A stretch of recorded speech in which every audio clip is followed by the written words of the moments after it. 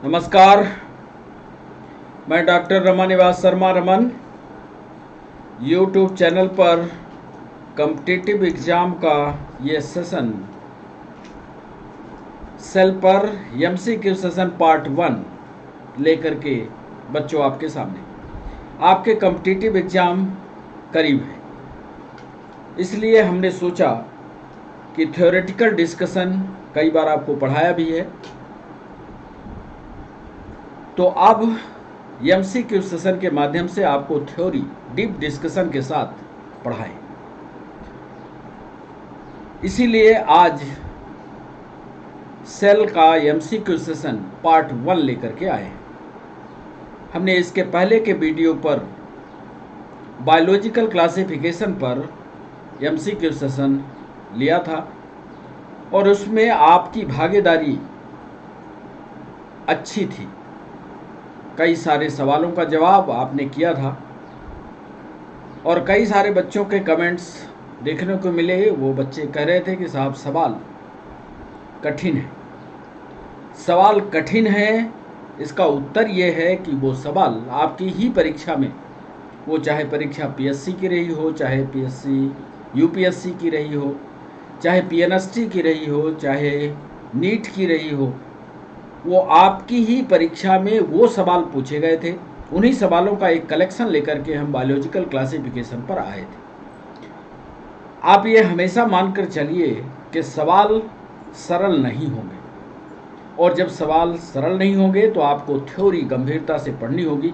और थ्योरी यदि आपकी गंभीर रूप से तैयार है, अंदर तक तैयार है, तो सवाल कहीं से भी आए आपसे जवाब बनेगा। तो ये सेशन जो है, जो हम कोशिका पर लेकर के आए हैं, ये भी पिछले 10 साल के सवालों का एक कलेक्शन है। आज 15 सवालों का एक कलेक्शन लेकर के हम आपके बीच हैं और इन 15 सवालों को आपके साथ डिस्कस भी करेंगे। क्यों इसका उत्तर पहला ही होगा, क्यों इसका उत्तर दूसरा होगा, क्यों इसका उत्तर तीसरा होगा। और जब आप इस डिस्कशन के पूरे सेशन में शुरू से लेकर के अंतिम तक बने रहेंगे हमारे साथ, तो आपकी थ्योरी भी मजबूत होती चलेगी। जब सारे प्रश्नों को हम आपसे पूछ लेंगे तो सेशन के अंत में इसके उत्तर हम आपको बताएंगे और साथ ही साथ एक सुपरफिशियल स्टडी कोशिका की भी करवाएंगे। और जब अगला वीडियो एक दिन के अंतराल के बाद फिर रिलीज करेंगे, फिर आपके स्क्रीन पर दिखाएंगे, तो वो एमसीक्यू सेशन कोशिका पर ही पार्ट 2 होगा। इसलिए आप 2-3 दिन कोशिका पर ही सब कुछ तैयार कर लीजिए। हमारे साथ थ्योरेटिकल डिस्कशन आप कोशिका पर खुद करिए और हमारे साथ एमसीक्यू सेशन में भाग लीजिए और आप अपनी तैयारी को मजबूती से देखिए। क्या आप इस तैयारी के लिए तैयार हैं? और यदि आपको लगता है कि आपकी तैयारी कमज़ोर है, तो फिर थ्योरेटिकल डिस्कशन को और हमें बताइए, हम थ्योरी के भी सेशन एमसीक्यू सेशन के साथ इंक्लूड कर देंगे। तो बच्चों, एमसीक्यू सेशन पर हमारे यूट्यूब के लर्नर्स का बहुत बहुत स्वागत है। हमारे यूट्यूब चैनल को सब्सक्राइब करना, लाइक करना और शेयर करना मत भूलिएगा। जितना जल्दी हम YouTube की शर्तों को पूरा करेंगे, तुरंत मोनेटाइज होंगे और आपके साथ लाइव सेशन में जुड़ जाएंगे। जितना आप पढ़ना चाहोगे, जितनी गंभीर बायोलॉजी और साइंस टेक्नोलॉजी पूछना चाहोगे, सबका उत्तर हम आपको देंगे। यह सेशन हमारा ठीक 6 बजे शाम को लाइव होता है। यदि आप हमसे कुछ सवाल पूछना चाहते हैं लाइव सेशन में, तो हम ठीक 6 बजे लाइव मिलते हैं। साइंस और टेक्नोलॉजी का कोई भी सवाल, चाहे सेल से जुड़ा हो या साइंस और टेक्नोलॉजी का कोई भी सवाल कहीं से भी हो, आप कमेंट बॉक्स में लिखिए, हम तुरंत उसका जवाब देंगे और आप संतुष्टिपूर्ण जवाब पा सकोगे। इसलिए लाइव सेशन में आप एक दिन छोड़कर अगले दिन आप हमें मिला करिए। ठीक 6 बजे ये क्लास लाइव होती है। आप अपने सवाल रखिए, जवाब हम देंगे। तो चलें सेशन की ओर। और आज हम सवाल आपसे पूछने जा रहे हैं सेल पर। हमने रखा है MCQ session on sale part 1 for all competitive exam. और पहला सवाल आपके स्क्रीन पर लिखने जा रहे हैं और पहला सवाल रहा बच्चों ये क्वेश्चन नंबर 1। पहले सवाल को सोचिएगा, समझिएगा, तब करिएगा। और पहला सवाल एक परीक्षा में पूछा गया, जो नर्सिंग की परीक्षा होती है पीएनएसटी में यह सवाल आया है। अब देखिए, आप अपने आप को टेस्ट कीजिए, क्या यह सवाल आप कर पाते हैं। निम्न में से कौन सा स्टेटमेंट, निम्न में से कौन सा स्टेटमेंट सही नहीं है। आपको यह बताना है, जितने 4 स्टेटमेंट हम लिखेंगे उसमें गलत स्टेटमेंट कौन है यह आपको बताना है। पहला स्टेटमेंट ए, लाइसोसोम एक कोशिका का अंग है। यदि आपने कोशिका पढ़ी है या हमारे पुराने वीडियो को देखा है, पुराने वीडियो को आप अच्छी तरह से पढ़िए।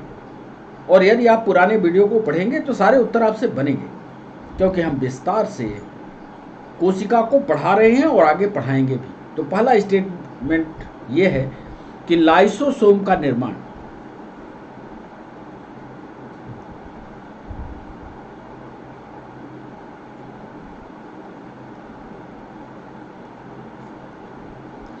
एंडोप्लाज्मिक रेटिकुलम या ईआर, एंडोप्लाज्मिक रेटिकुलम करती है।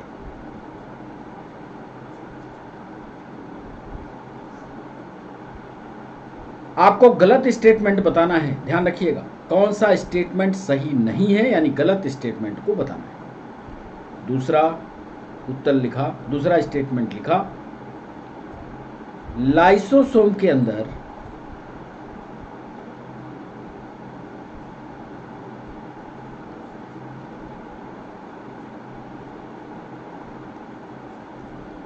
बहुत से हाइड्रोलिटिक एंजाइम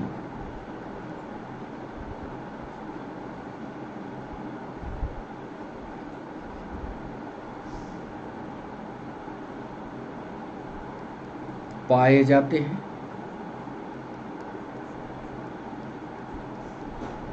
और तीसरा सवाल हमने लिखा, तीसरा स्टेटमेंट लिखा कि लाइसोसोम में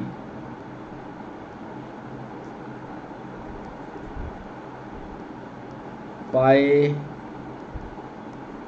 जाने वाले एंजाइम सिर्फ अम्लीय माध्यम में ही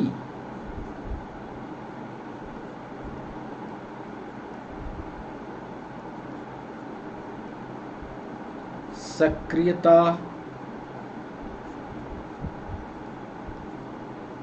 दिखाते हैं। और डी हमारा स्टेटमेंट है कि लाइसोसोम एक झिल्ली से घिरा कोशिकांग। हमने 4 स्टेटमेंट लिखे बच्चों, इसमें एक स्टेटमेंट गलत है। यदि आपने लाइसोसोम को विस्तार से पढ़ा होगा तो जरूर ये जवाब बनेगा। हमने लिखा लाइसोसोम का निर्माण एंडोप्लाज्मिक रेटिकुलम करती है। लाइसोसोम के अंदर बहुत से हाइड्रोलिटिक एंजाइम पाए जाते हैं और लाइसोसोम में पाए जाने वाले एंजाइम सिर्फ अम्लीय माध्यम में ही सक्रिय होते हैं। यानी हाइड्रोलिटिक एंजाइम जो होते हैं वो सिर्फ अम्लीय माध्यम में क्रिया करते हैं। विस्तार से आपको पढ़ना पड़ेगा, गंभीर बायोलॉजी पढ़नी ही पड़ेगी। और लाइसोसोम एक झिल्ली से घिरा कोशिका में। यानी जो बाहरी कवरिंग है वो सिर्फ एक मेम्ब्रेन बाउंड स्ट्रक्चर है, डबल बॉन्ड नहीं होती। ये था हमारा पहला सवाल। चलिए बच्चों, दूसरे सवाल पर आपको लिए चलते हैं। दूसरा सवाल मध्य प्रदेश की पीएससी में पूछा गया, आज से 2 साल पहले। ये दूसरा सवाल मध्य प्रदेश के पीएससी, स्टेट पीएससी में पूछा गया। सेम सवाल छत्तीसगढ़ में भी और सेम सवाल यूपी पीसीएस पर भी पूछा गया। दूसरा सवाल हमने पूछा कोशिका विभाजन के संदर्भ में, यानी सेल डिवीजन के संदर्भ में। कोशिका विभाजन के संदर्भ में, मतलब आपको सेल डिवीजन की बात को याद रखते हुए तब उत्तर ये बताना है। कोशिका विभाजन के संदर्भ में ओमनिस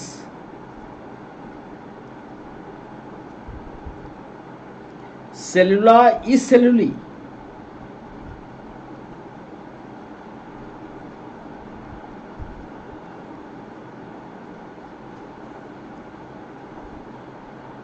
अब यदि आपने सेल डिवीजन पढ़ा होगा या कोशिका की संरचना पढ़ी होगी तो ये जो हमने डबल इन्वर्टेड कामा के अंदर लिखा है इसको जरूर पढ़ा।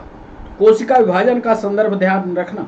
कोशिका विभाजन के संदर्भ में ओमनिस सेलुला सेलुली सिद्धांत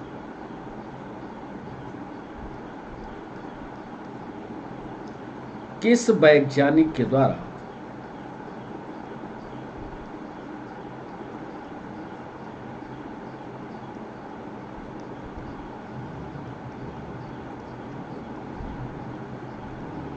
दिया गया? ए एरिस्टोटिल,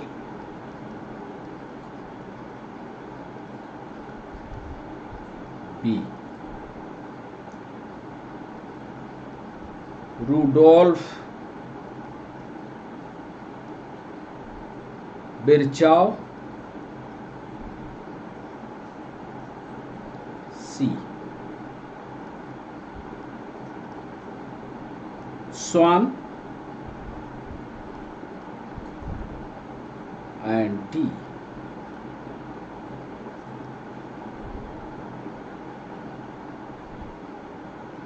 स्लीडन। हमने एक नया शब्द इसमें जोड़ा है। कोशिका के संदर्भ में तो आपने ओमनिस सेलुला या सेलुली पढ़ा, हम यहाँ पर जोड़ रहे हैं कोशिका विभाजन। इसको आपको ध्यान रखना है, इस शब्द को आपको प्राथमिकता देनी है। सेल डिवीजन, सेल डिवीजन में एक सिद्धांत दिया गया ओमनिस सेलुला एसेलुली सिद्धांत किस वैज्ञानिक के द्वारा दिया गया? अरिस्टोटिल है, रूडोल्फ बिरचाउ है, स्वान है या स्लेडन? सही उत्तर आप अपने अंदर रखिएगा, अपने कागज पर टिक करिएगा, लिखिएगा और कागज पर टिक कर लीजिएगा। फिर जब हम इसका सही उत्तर देंगे तो आप अपने आप को टेस्ट करिएगा कि हमसे बना या नहीं। तो ये था दूसरा सवाल हमारा। चलिए तीसरे सवाल की ओर, क्वेश्चन नंबर 3।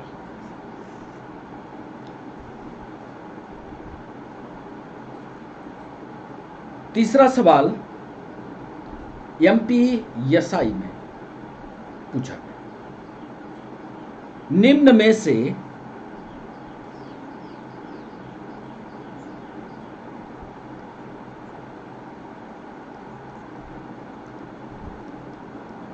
कौन सा स्टेटमेंट माइटोकॉन्ड्रिया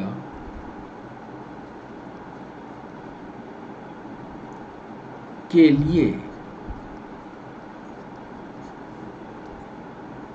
गलत है? मतलब माइटोकॉन्ड्रिया को यदि आपने पढ़ा होगा तो उसमें से यदि सही सही आपने पढ़ा है तो गलत वाले को आपको बताना है। ए माइटोकॉन्ड्रियल मैट्रिक्स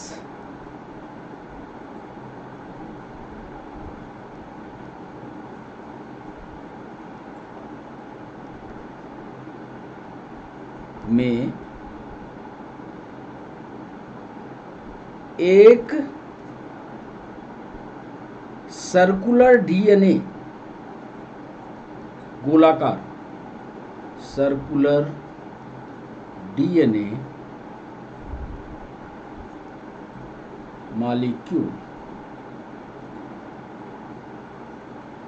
और राइबोसोम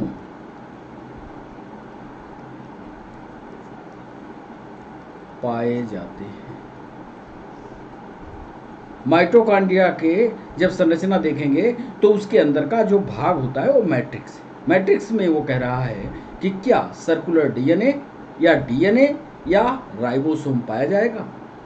अब देखिए कितनी बातों को गंभीरता से वो पूछता है, ये एमपीएसआई का सवाल है। बी वो पूछ रहा है, स्टेटमेंट दे रहा है कि बाहरी झिल्ली, देखिए दो झिल्ली से मिलकर के आपको याद होगा तो माइटोकॉन्ड्रिया जो होती है एक बाहरी झिल्ली होती है और एक अंदर वाली झिल्ली होती है, ऐसे ऐसी झिल्ली होती है। हम ये कह रहे हैं कि बाहरी झिल्ली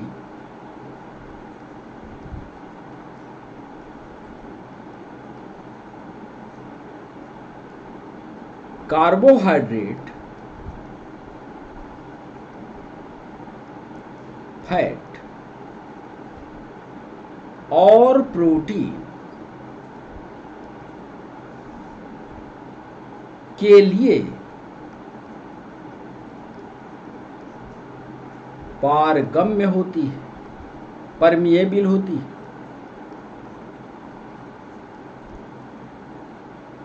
क्या ये स्टेटमेंट गलत है? सी उत्तर हमने लिखा इलेक्ट्रॉन ट्रांसपोर्ट सिस्टम, इलेक्ट्रॉन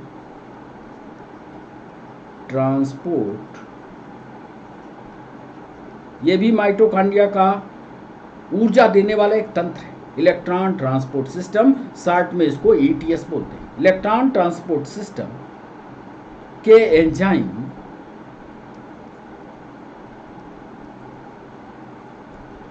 बाहरी झिल्ली में धसे होते, एम्बेडेड होते। आप जानते हो कि माइटोकॉन्ड्रिया को ऊर्जा का घर कहा जाता है और ये इलेक्ट्रॉन ट्रांसपोर्ट सिस्टम जो है ऊर्जा बनाता है। तो यह कह रहा है वो कि क्या ये स्टेटमेंट गलत है कि इलेक्ट्रॉन ट्रांसपोर्ट सिस्टम के जितने भी एंजाइम हैं वो सब इस झिल्ली में दबे होंगे। और अंतिम स्टेटमेंट दे रहा है कि आंतरिक सतह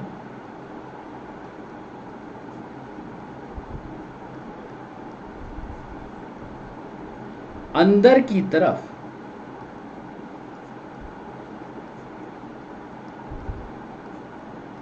मुड़कर उंगली जैसे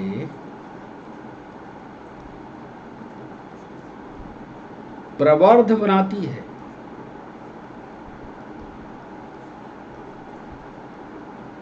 ये चार स्टेटमेंट उसने दिया कि कौन सा स्टेटमेंट माइटोकॉन्ड्रिया के लिए गलत है।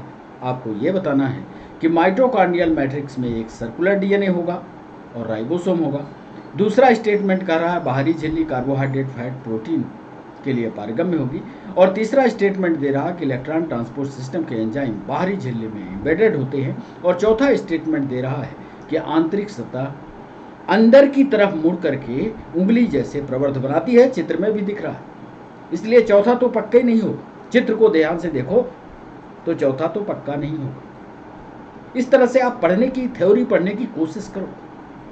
आगे तो हम वीडियो जब डालेंगे, अभी तो हम आपको टेस्ट कर रहे हैं, आप कोशिका के बारे में कितना जानते हो। यदि आपने कमेंट बॉक्स में लिखा कि हमें थ्योरी पढ़ना है तो थ्योरी भी लाएंगे। अभी सिर्फ एमसीक्यू का सेशन चला करके आपको परीक्षा के स्थान तक पहुंचाते हैं। आप में पढ़ने की एक भावना जागृत हो कि सवाल कितने स्तर तक, कितनी गहराई में पूछ रहा है। तो यह तीसरा सवाल। चौथा सवाल देखिएगा, क्वेश्चन नंबर 4, निम्न में से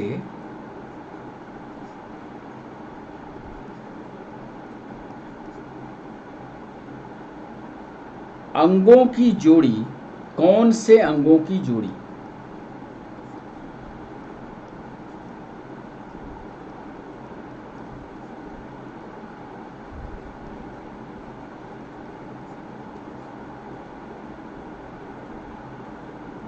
में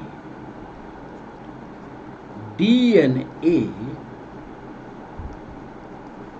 नहीं पाया जाता? ऐसे दो कोशिका के अंग आपको बताने हैं जिसमें डीएनए नहीं पाया जाता। है तो सरल सवाल, पर जोड़े में पूछ लिया, और जोड़े में कैसे आप उत्तर दोगे? ए, नाभिकीय झिल्ली, न्यूक्लियर मेम्ब्रेन।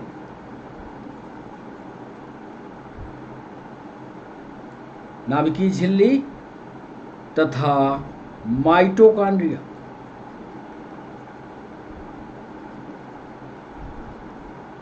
बी, माइटोकॉन्ड्रिया और लाइसोसोम।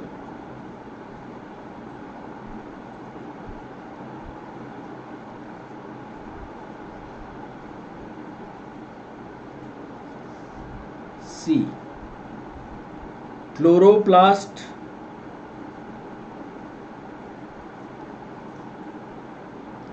And vacuole. वैक्यूल का की हिंदी होती है रिक्तिका। और डी में दिया लाइसोसोम एंड उसने पूछा कि दो अंगों की जोड़ी, इसमें से एक ही सही है। दो अंगों की जोड़ी में आपको एक बताना है कि जिसमें डीएनए नहीं पाया जाता। क्या वो न्यूक्लियर मेम्ब्रेन माइटोकॉन्ड्रिया है? क्या माइटोकॉन्ड्रिया और लाइसोसोम है? क्या क्लोरोप्लास्ट और वैक्यूल है? क्या लाइसोसोम और वैक्यूल है? तो ये था चौथा सवाल। आइए पांचवें सवाल।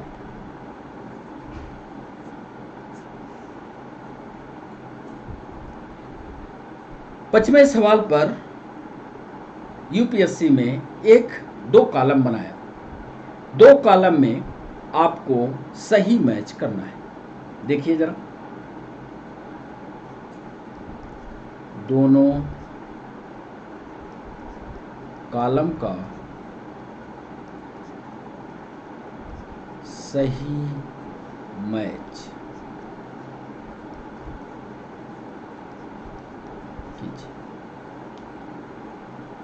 कॉलम ए में देखिएगा, ए, फिर बी, फिर सी और फिर डी। ए में अंग का नाम लिख रहा है गोल्गी कॉम्प्लेक्स। इसके सामने नंबर 1 इस तरह डाल करके लिख रहा है प्रोटीन का निर्माण, प्रोटीन सिंथेसिस। आप हिंदी, हम मुंह से बोल रहे हैं, आप कोशिश करिएगा हिंदी यदि आप लिखते होंगे तो हिंदी लिख लीजिए। प्रोटीन का निर्माण गोल्गी कॉम्प्लेक्स करता है क्या? दूसरे अंग का नाम लिख रहे हैं लाइसोसोम। यहां पर 2 नंबर डाल करके लिख रहे हैं उत्सर्जी पदार्थों को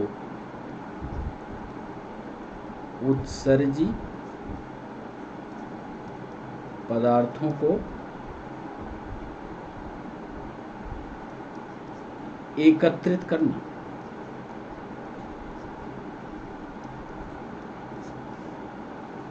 कलेक्शन ऑफ वेस्ट मटेरियल। और तीसरे में जो अंग लिखने जा रहे हैं बच्चों, वो है वैक्यूल यानी रिक्तिका। उसके सामने लिखने जा रहे हैं ग्लाइकोप्रोटीन।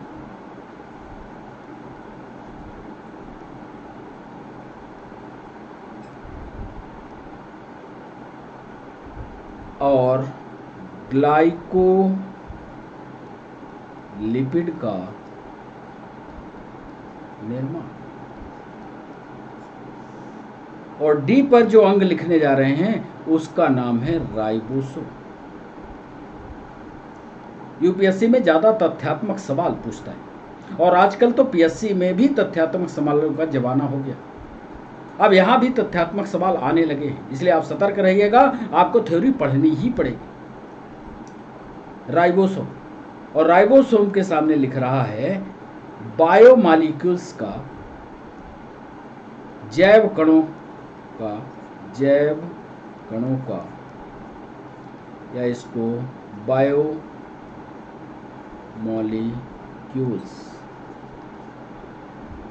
का।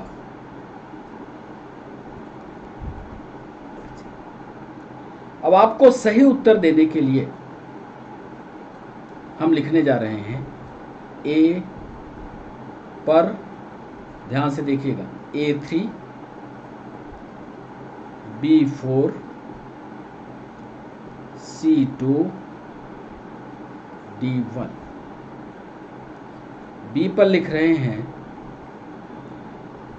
A4 B3 C1 D2। सी पर लिख रहे हैं A3 B2 C4 D1।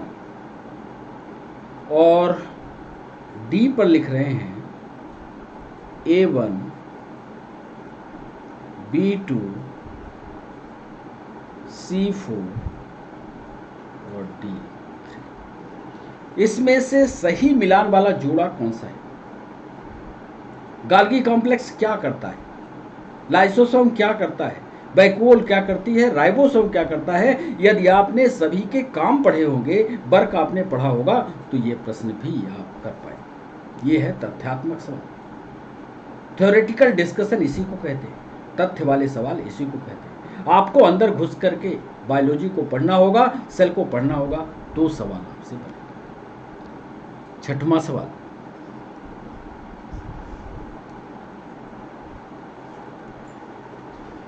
छठवें सवाल में उसने सवाल पूछा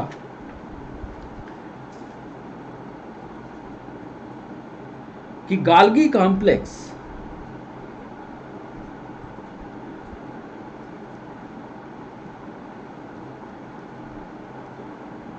निम्न में से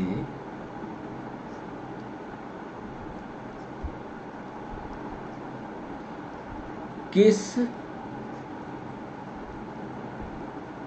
क्रिया में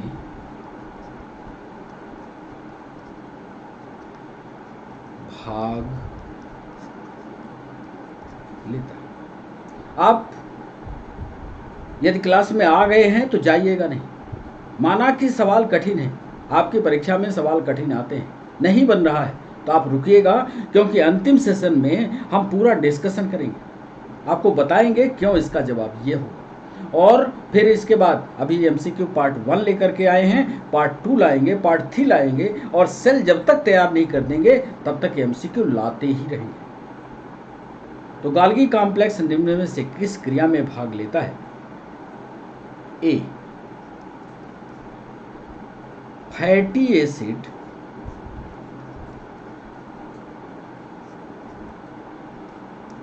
को तोड़ने में, बी, स्रावी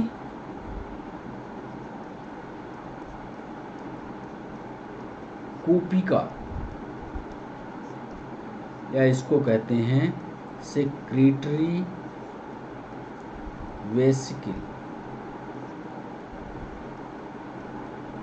बनाने में। सी कहलाता है बैक्टीरिया के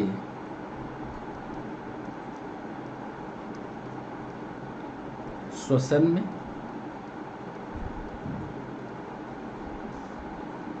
और डी ऑप्शन में दे रहा है एमिनो अम्ल के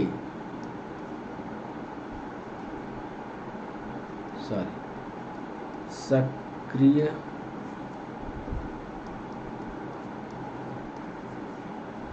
एमिनो अम्ल के सक्रियकरण। छठवां सवाल है कि गाल्गी कॉम्प्लेक्स निम्न में से किस क्रिया में भाग लेता है? फैटी एसिड को तोड़ने में, स्रावी कूपिका या सेक्रेटरी वेसिकल के निर्माण में, बैक्टीरिया के श्वसन में, एमिनो अम्ल के सक्रियकरण। यानी ये कह रहा है कि यदि गाल्गी कॉम्प्लेक्स है या गाल्गी कॉम्प्लेक्स अंगक के रूप में उपस्थित है तो यह बॉडी के अंदर एमिनो अम्ल की सक्रियता को बढ़ाता है। इसका सही जवाब बाद में बताएंगे, तब तक 7वां सवाल देखिए।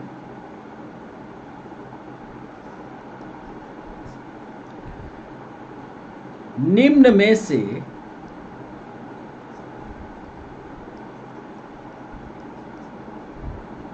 कौन सी क्रिया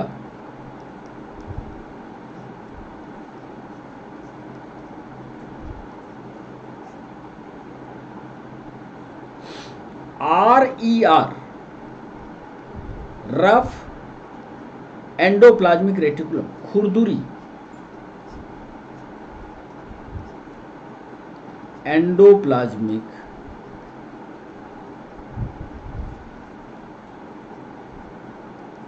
रेटिकुलम में नहीं होती?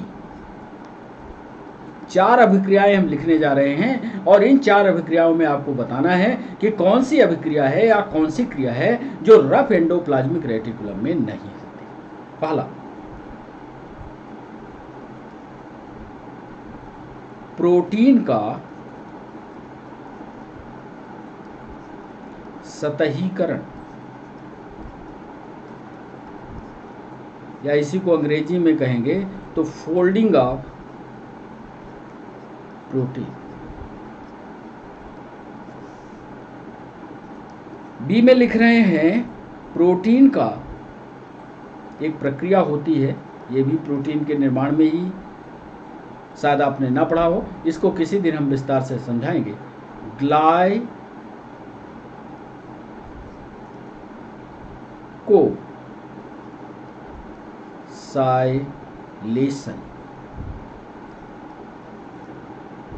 ये भी प्रोटीन के निर्माण की एक प्रक्रिया है। सी, पेप्टाइड का विखंडन,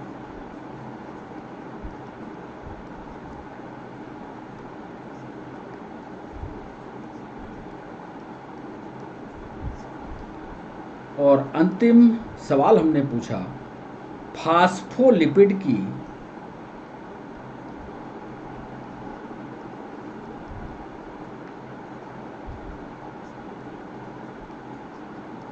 सिंथेसिस या फास्फोलिपिड का बनाना।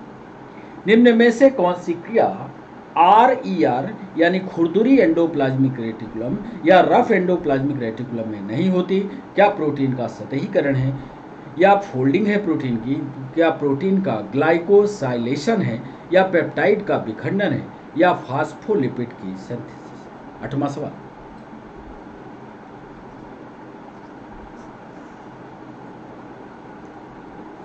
मध्य प्रदेश PSC का, छत्तीसगढ़ PSC का यह सवाल। निम्न में से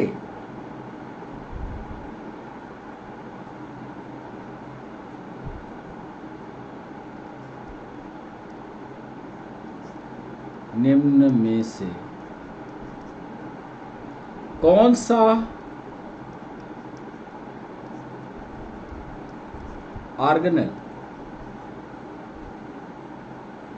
सा ऑर्गेनेल कार्बोहाइड्रेट से, ध्यान से प्रश्न को पढ़िएगा, कार्बोहाइड्रेट से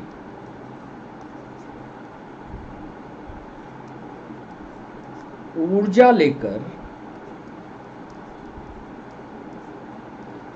ATP का निर्माण करता है?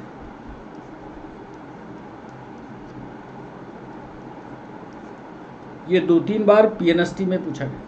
निम्न में से कौन सा ऑर्गेनेल कार्बोहाइड्रेट से ऊर्जा लेता है और ATP का निर्माण करता है? आपको ऑर्गन का नाम बताना है क्या वो राइबोसोम है?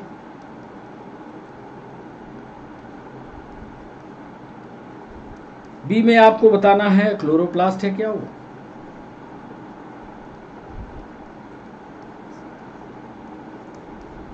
क्या वो माइटोकॉन्ड्रिया है?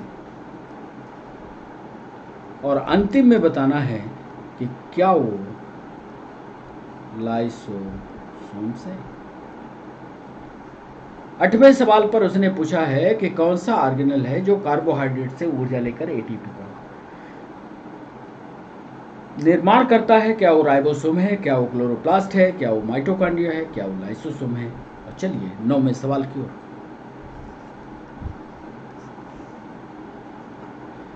इसमें आपको गलत मैच बताना है।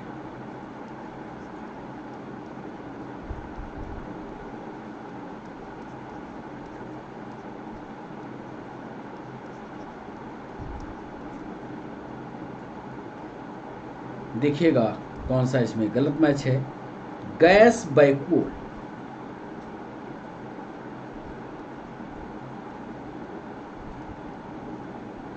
उसके आगे हम लिख रहे हैं गैस बैक्यूल क्या ग्रीन बैक्टीरिया में होती है। बी लिख रहे हैं लार्ज सेंट्रल बैक्यूल,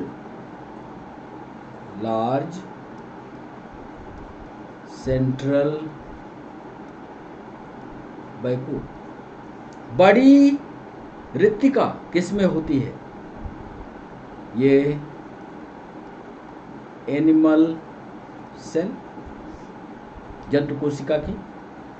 सी में कह रहा है प्रोटिस्ट यानी प्रोटिस्टा में पाए जाने वाले जो जीव होते हैं क्या वो यूकैरियोटिक है? और डी में उसने पूछा, बताया कि मैथोजेंस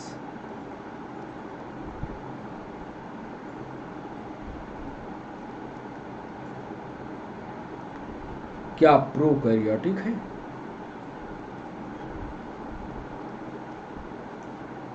या मिथोजेंस क्या प्रोकैरियोटिक के हिस्से में आते हैं?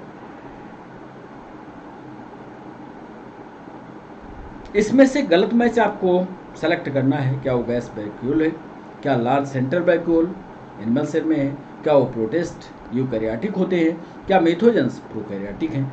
और 10वां सवाल,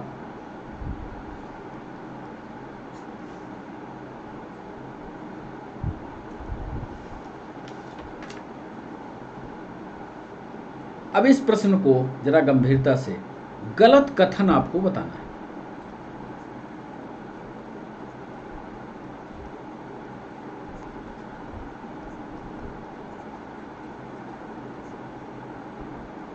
ए, बैक्टीरिया की सेल वॉल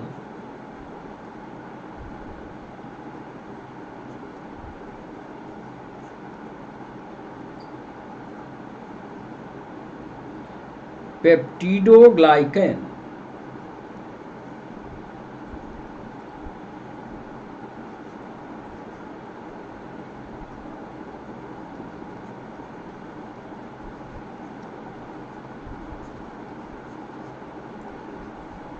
क्या ये गलत है कि बैक्टीरिया की जो सेल वॉल होती है वो पेप्टिडोग्लाइकन की बनी होती है? बी में है पीली एंड फिम्ब्री,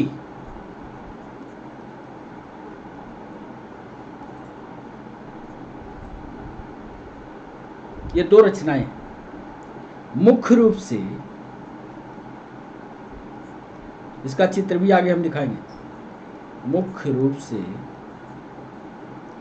बैक्टीरिया को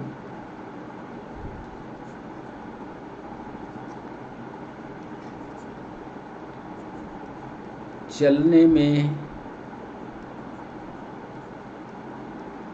मदद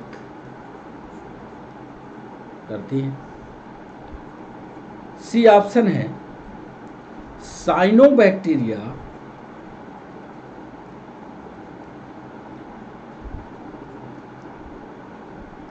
में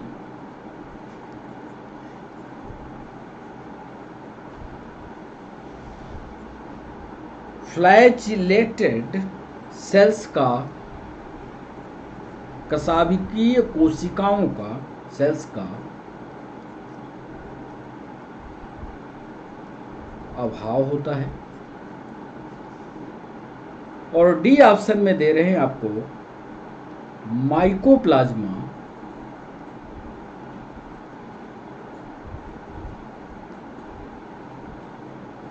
दीवाल विहीन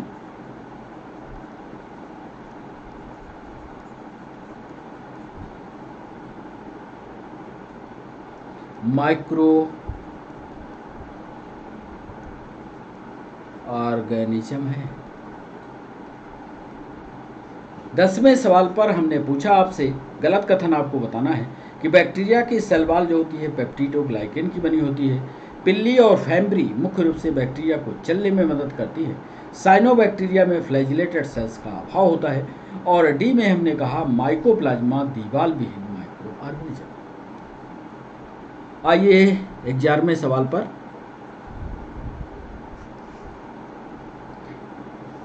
निम्न में से कौन सा जल में, ध्यान से सवाल, निम्न में से कौन सा जल में घुलनशील रंजक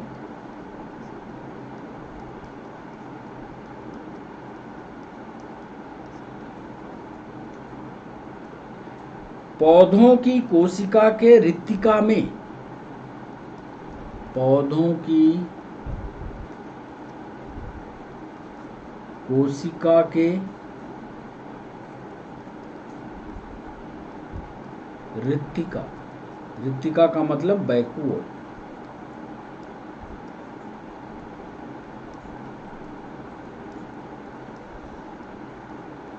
पाया जाता है। आपको यह याद होगा कि एक रिक्तिका होती है। अब रिक्तिका की साइज पर हमने सवाल पहले पूछ लिया। अब इस रिक्तिका में ऐसे पिगमेंट का आपको नाम बताना है जो जल में घुलनशील हो। काम भी आपको याद होना चाहिए। ए में लिख रहा है वो कैरोटीनॉइड्स, क्या ये पिगमेंट है? बी में कह रहा है एंथोसाइनिन, एंथोसाइनिन।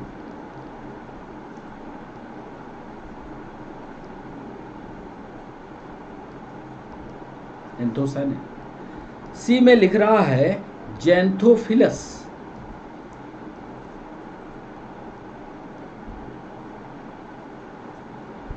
और अंतिम डी में कह रहा है क्लोरोफिलस।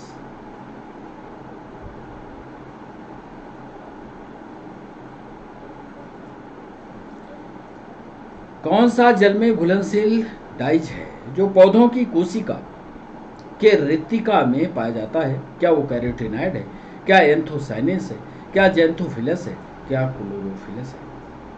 चलिए 12वां सवाल।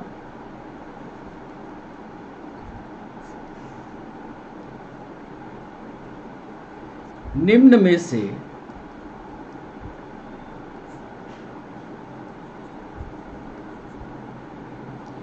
कौन सा कोशिकांग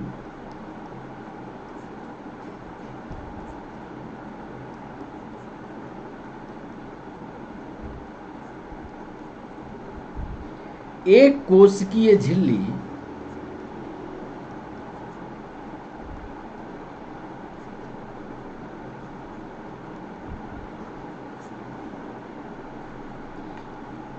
से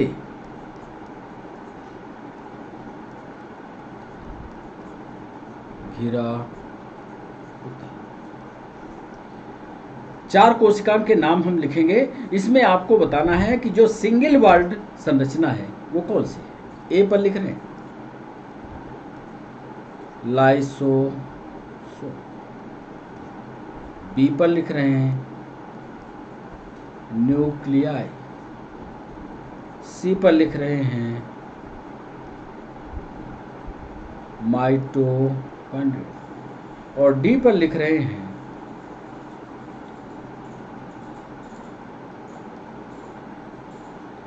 कौन सा कोशिकांग एक कोशिकीय झिल्ली से कवर अप होगा, ये आपको बताना है। क्या वो लाइसोसोम है, क्या न्यूक्लियाई है, क्या माइटोकॉन्ड्रिया है और क्या क्लोरोप्लास्ट।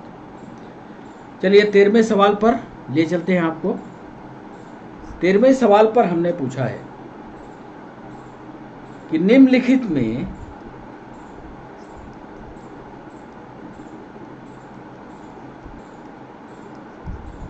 किसमें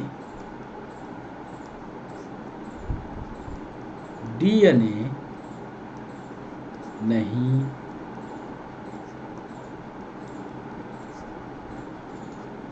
आपको उस अंग का नाम बताना है जिसमें डीएनए नहीं पाया जाता। नंबर ए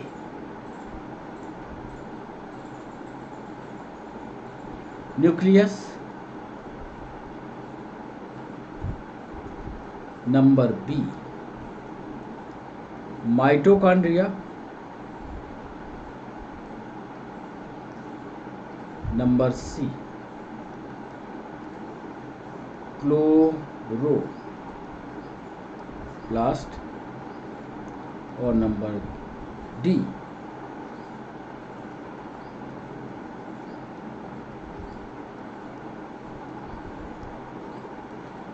ये 4 अंग दिए हुए हैं और इन चारों अंगों में से आपको अंग वो बताने हैं जिसमें डीएनए नहीं पाया जाता। न्यूक्लियस है क्या वो माइटोकॉन्ड्रिया है, क्या क्लोरोप्लास्ट है और क्या राइबोसोम है। 2 सवाल और बचे हैं बच्चों, 14 और 15 नंबर का। इन दोनों सवालों को कराने के बाद आप एक सेल के बारे में संरचना आपको बताएंगे। 2 रचनाएं आपको मिली हैं कि बैक्टीरिया में पिली और फिम्ब्री 2 रचनाएं होती हैं, वो किस काम के लिए हैं। इसके पहले आपको उत्तर बताएंगे, फिर चित्रों को समझाएंगे। तो 14 नंबर का सवाल,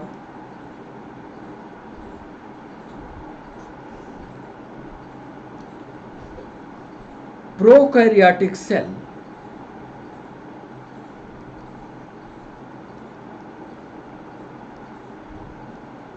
प्रोकैरियोटिक सेल में नहीं होता। ये विशेषता है प्रोकैरियोटिक सेल की। हमने पूछा कि प्रोकैरियोटिक सेल में नहीं होता, तो क्या नहीं होता। ए लिख रहे हैं, ध्यान से उत्तर करिएगा, सारे उत्तर के नजदीक है। मीजोसोम। बी लिख रहे हैं प्लाज्मा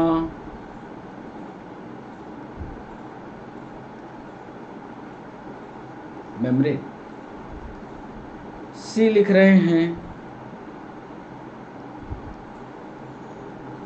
न्यूक्लियर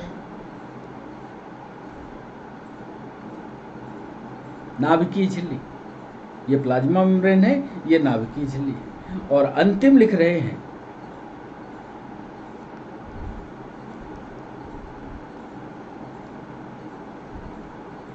प्रोकैरियोटिक सेल में एक चीज नहीं होती है इसमें, क्या वो मेजोसोम नहीं होता, क्या प्लाज्मा मेम्ब्रेन नहीं होती, क्या न्यूक्लियर मेम्ब्रेन नहीं होती, ये आपको बताना है। और आज के सेशन का अब अंतिम सवाल आपसे पूछने जा रहे हैं, क्वेश्चन नंबर 15।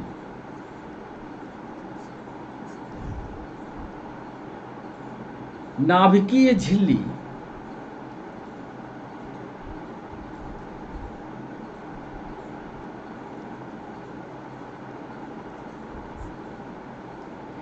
बनती है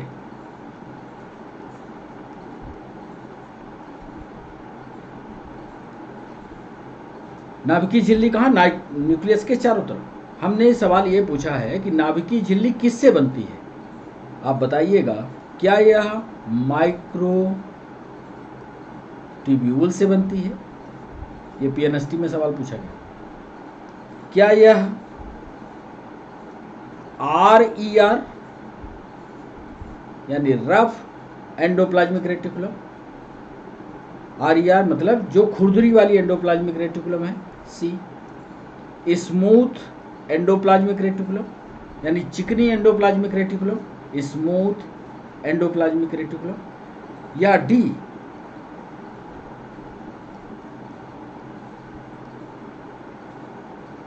गोल्गी कॉम्प्लेक्स या गोल्गी एपरेटस।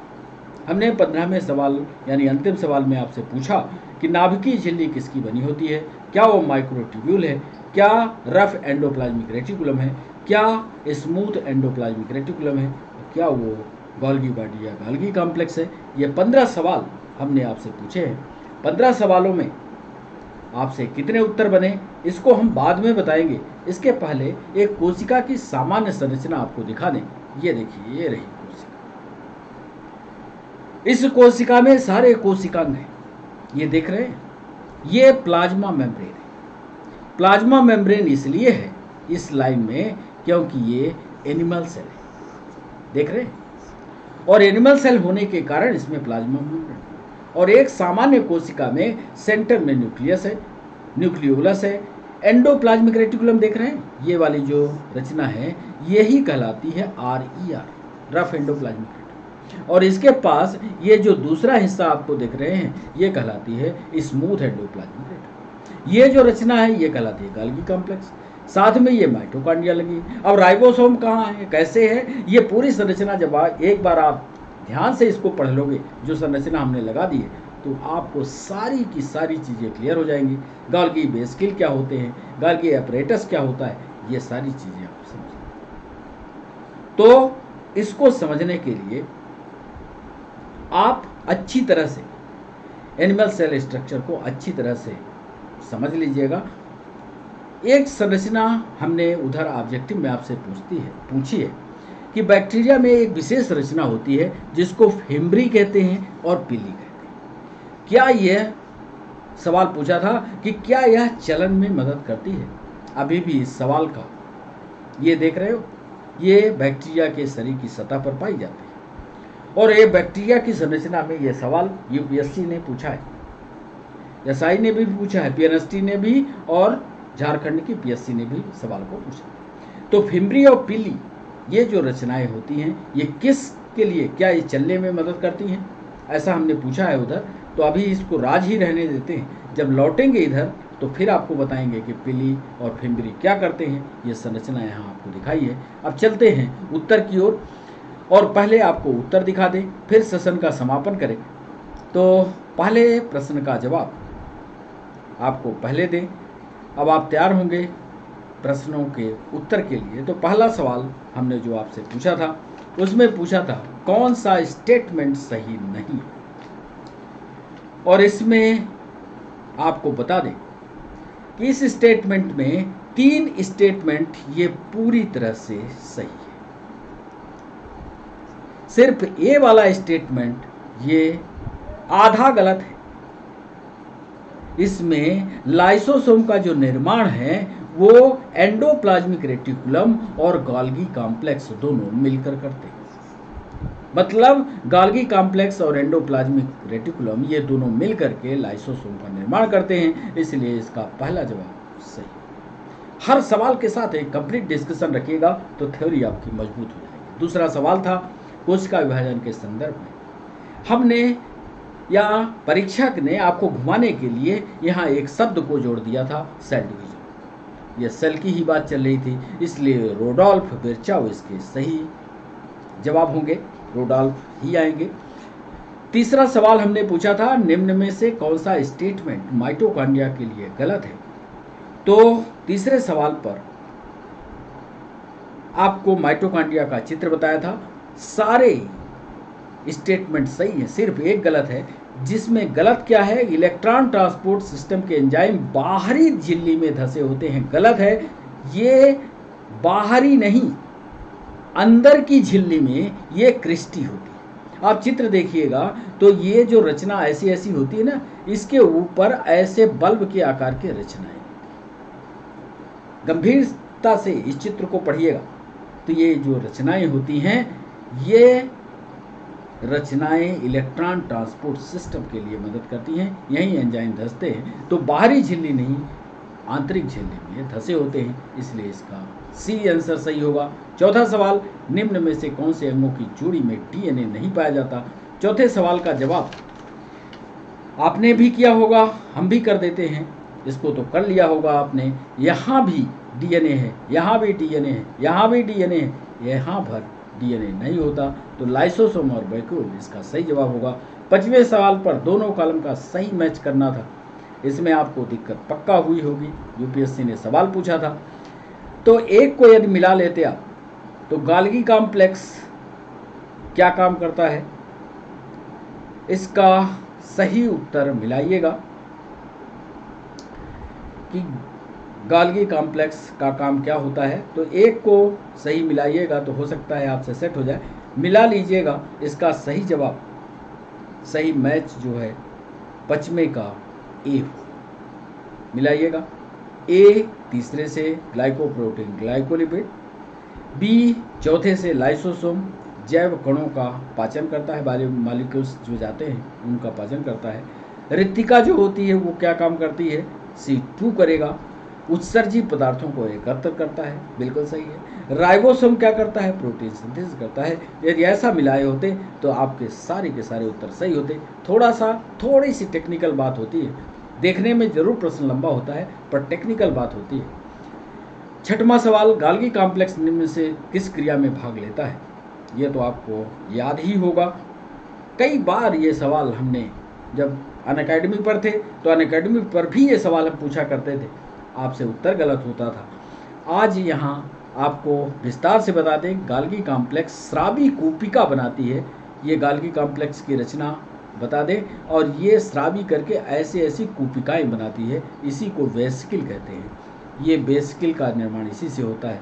तो इसका सही जवाब सेक्रेटरी वेसिकल बनाने में इसका महत्वपूर्ण योगदान होता है। तो ये सवाल नंबर 6 था।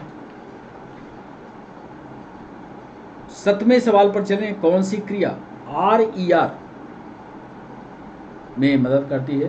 तो रफ एंडोप्लाज्मिक रेटिकुलम के ऊपर आप जानते हो राइबोसोम लगे होते हैं। अब रफ एंडोप्लाज्मिक रेटिकुलम में जब RER है तो प्रोटीन का करेगी। आपको यहाँ पर गलत स्टेटमेंट बताना है। तो प्रोटीन का सिंथेसिस करती है, करती किसका नहीं है, लिपिड का। तो इसलिए इसका उत्तर डी होगा, गलत। 8वां सवाल, निम्न में से कौन सा ऑर्गेनेल कार्बोहाइड्रेट से ऊर्जा लेकर के ATP का निर्माण करता है। 8वां सवाल में सामान्य सी बात है, थोड़ा लंबा प्रश्न था इसलिए आपने शायद गलत किया हो, पर गलत होना नहीं चाहिए था। इसका सही जवाब था माइटोकॉन्ड्रिया। गलत मैच आपको बताना था। यहाँ पर एक टेक्निकल बात थी, गैस बैक्यूल GAS। जब आप ग्रीन बैक्टीरिया को पढ़ेंगे तो एक शब्द आएगा ये गैस बैक्यूल वाला, ये सही है। ज़्यादातर बच्चों ने इसी को ठोका होगा, मत ठोकिएगा इसको। लार्ज सेंट्रल बैक्यूल याद करिए, प्लांट कोशिका में पाई जाती है क्योंकि वो चल नहीं पाता है, बड़ा सा उसके पास स्टोरेज चैम्बर होता है, ना कि एनिमल सेल में। तो इसलिए इसका बी सही होगा। 10वां सवाल, गलत कथन बताइए। बैक्टीरिया की सेल वॉल पेप्टिडोग्लाइकेन की बनी होती है, ये तो सही है। पिल्ली और फेम्ब्री मुख्य रूप से बैक्टीरिया को चलने में मदद करती है। फिर से हम आपको इस चित्र पर ले आते हैं, इसी चित्र को दिखाने के लिए। ये फेम्ब्री और पिल्ली ये चलने में मदद नहीं करते क्योंकि इसके फ्लैजिलम मोशन का काम करता है। ये पिल्ली और फेम्ब्री जो होते हैं ये दोनों जनन में मदद करते हैं। जनन का मतलब रिप्रोडक्शन होता है। कई सारे बच्चों ने, ये PNST में सवाल पूछा गया है, ये रिप्रोडक्शन में मदद करते हैं। तो हम आ जाते हैं उसी बात पर। पिल्ली और फेम्ब्री मुख्य रूप से बैक्टीरिया को चलने में मदद करते हैं। गलत कथन बताना था, इसलिए इसका बी सही होगा। 11वां सवाल, निम्न में से कौन सा जल में घुलनशील रंजक पौधों की कोशिका की रिक्तिका में पाया जाता है। ये जरूर याद कर लीजिए। ये MPSI में, PSC में, UPSC कई जगह ये पूछा गया है। जो फलों का रंग लाल पड़ जाता है, पीले पड़ जाते हैं, ये जो कलरिंग है पौधों में, ये बैक्यूल में पाई जाती है। और उस कलरिंग का कारण आप समझ गए होंगे कौन होता है, बताइए। कलरिंग का कारण कौन होता है, कैरोटीनॉइड होता है, एंथोसाइनिन होता है, और इसका सही जवाब है एंथोसाइनिन। 12वां सवाल, निम्न में से कौन सा कोशिकांग एक कोश की झिल्ली से घिरा होता है। उधर लिखा भी है इसको, तो एक कोश की झिल्ली मतलब एक ही दीवार होती है, वो होता है लाइसोसोम। 13वां सवाल हमने पूछा था, निम्नलिखित में से किस में डीएनए नहीं पाया जाता? तो इसका सही जवाब था राइबोसोम। प्रोकैरियोटिक सेल में क्या नहीं होता, ये सवाल हमने पूछा। तो आप जानते हो कि प्रोकैरियोटिक सेल में नाभिक स्पष्ट नहीं होता। जब नाभिक स्पष्ट नहीं होगा तो नाभिकीय झिल्ली नहीं होगी, नाभिकीय झिल्ली नहीं होती। और अंतिम सवाल आपसे ये पूछा था कि नाभिकीय झिल्ली किससे बनती है? माइटोट्यूब्यूल से, आरईआर से, एसईआर से, गाल्गी कॉम्प्लेक्स से। यह सवाल भी बच्चों नाभिकीय झिल्ली बनने का यूपीएससी ने पूछा था। यह सवाल नेटिव में भी आया था, पीएनएसटी में भी। शायद ये आपसे ना बना हो, पढ़ लीजिएगा। यह रफ एंडोप्लाज्मिक सेल डिवीजन के समय ये नाभिकीय झिल्ली गायब हो जाती है और ये इसको बाद में फिर बनाने का काम रफ एंडोप्लाज्मिक रेटिकुलम करता है।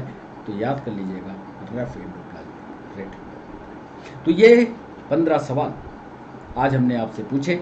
आज इसका पार्ट 1 हमने किया था। इसका आगे का पार्ट जारी रखा जाए कि नहीं, थ्योरी पढ़ाई जाए, ये आप कमेंट बॉक्स में हमें बताइएगा कि और एमसीक्यू लाया जाए, एमसीक्यू का ही सेशन रखा जाए। ये आपको अपने कमेंट बॉक्स में हमें बताना है।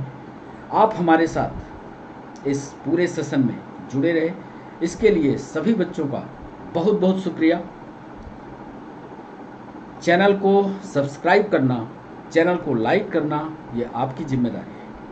आप अपनी जिम्मेदारी कीजिए, हम पूरी अपनी ताकत लगाते हैं। साइंस और टेक्नोलॉजी को इंटरेस्टिंग बनाए रखने के लिए आपको गहराई से पढ़ना। तो बच्चों, आप सबका बहुत बहुत शुक्रिया।